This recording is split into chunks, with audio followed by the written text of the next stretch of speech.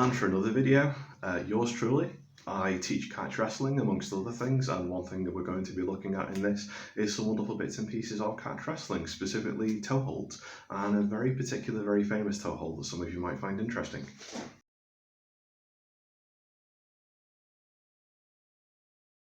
Hi all, obviously there's no out there at Adorns this weekend and I'm supposed to be teaching you catch wrestling and I can't. So what we're going to do is we're going to do a very brief video, mostly standing work, and we're just going to look at a very quick duck under and a couple of alternatives to get around the person's side and how to turn that into a choke. So, if you're wrestling with somebody, generally speaking you're going to be hand fighting and then you're going to close to a clinch. Now we could be in a collar elbow tie, we could have our heads locked together, I could be in round to the side driving the person off, whatever's going to happen.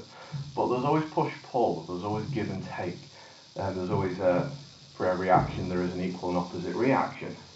So if I'm in and I rough the person around and I push, the person pushes back and they drive. And that's great and that's exactly what I want.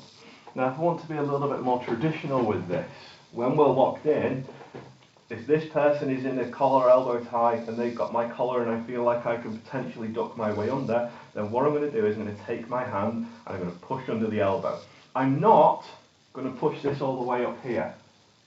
All I'm going to do is make a roof, lower my level and step through. And do you see how I'm staying tight to this person? What I'm not doing is coming all the way out here and back to here, because then the person is just going to counter by taking my back and sides. So I'm going to pinch under the elbow, I'm going to make a roof, and it's very important when we lower our level, we don't lower our head or we'll get choked out. We squat and we lower and we shoot our way in.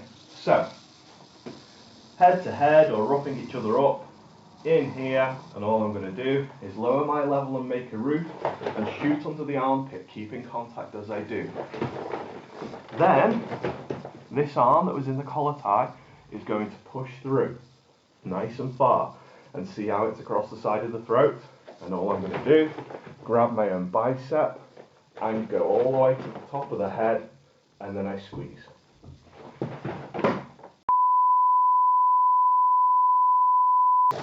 So, another alternative is, again, if you're driving in head to head and if you're roughing each other up, pushing each other around. Remember, this is catch wrestlers, so roughing each other up, bit of a slap around is absolutely my fun. Go. Good, yeah, exactly. Now, this time, move you around.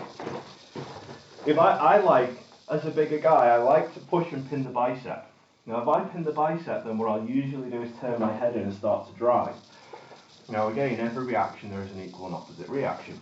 So if I'm pushing on the bicep, this person wants to push back. Now, they can't push under because I have this pinned against their side.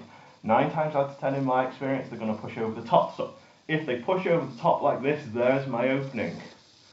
So as they push over the top, I'm going to come through and to here. I slide my way around and I take control.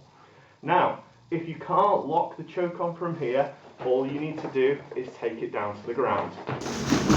Now the posture up on the choke. Thank you very much, everybody. I'll see you when we reschedule.